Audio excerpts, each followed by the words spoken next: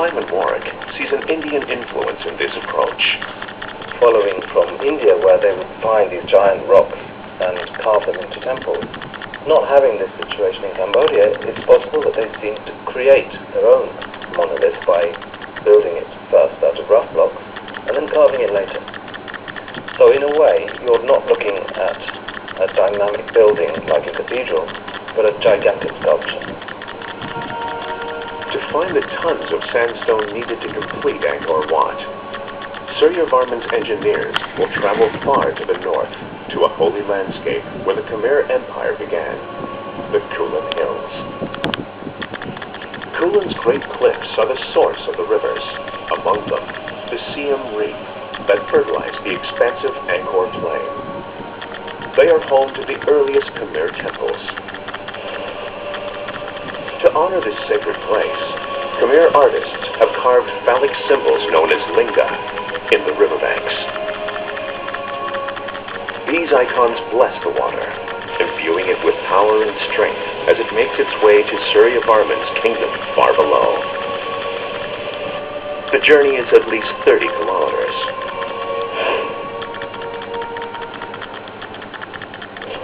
The work to quarry the stone was arduous and slow. Khmer tools were rudimentary. Workers used chisels to trench the stone. Then they insert wooden wedges. When soaked with water, the wooden wedges expand and split the stone away from the block face. After teams rough out blocks, specialized transportation crews move these stones, weighing anything between 2 to 12 tons. Experts estimate that workers had to shape and transport 300 to 400 blocks of sandstone per day to meet the ambitious timeline of temple construction. Just how the Khmer transported this mountain of stone has led to decades of speculation, but some evidence is carved into the stone itself.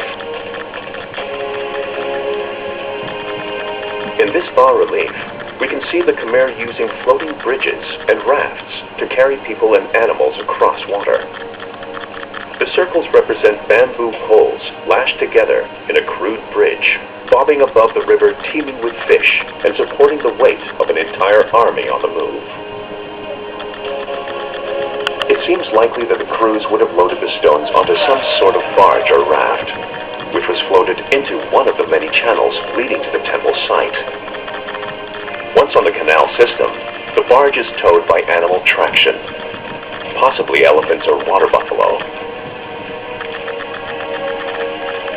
If, during the dry season, water levels in the canals are too low, the Khmer might block the arches of the road's bridges to create a lock, providing steady passage for the convoy of stones.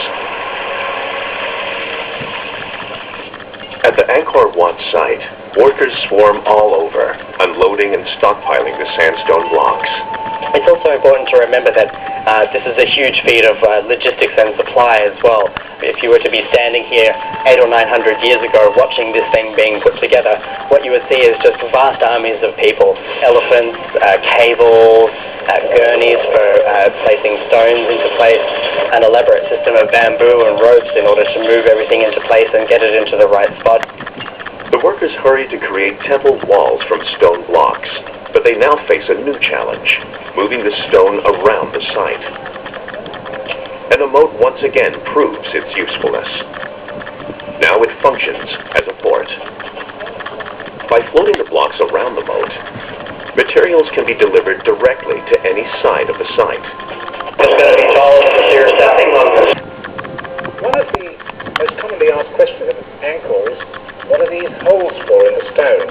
And the answer is, they're probably designed so that you could put in a large stake of wood and then moisten it with water so that the wood would then swell up. And then it's easier on each side of the stone to attach ropes. The pegs provide handles for workers to manipulate the stones by hand and ropes. Some experts suggest that workers made extensive use of scaffolding and a primitive block and tackle system, which would have allowed them to lift stones into position. Elephants were also used on the job site to move stones around and provide the brute force to lift the great blocks into position. The combination of great height and enormous stones must have made for a very dangerous workplace. We don't know how many people died, how many people fell off. We don't know the mortality rate. What we do know, though, is that they were building heaven. They were building heaven on earth. And they had all the motivation needed to do that. Suryavarman's objective to build heaven on earth meant that every detail of the construction had to be perfect. The precision with which these enormous blocks of stone are assembled is truly awe-inspiring. The precision is actually perfect, especially in Angkor Wat. By that I mean that the contact between the lower block and the upper block and the block beside it is what we call a razor joint. It's in perfect contact for the entire surface area of the block.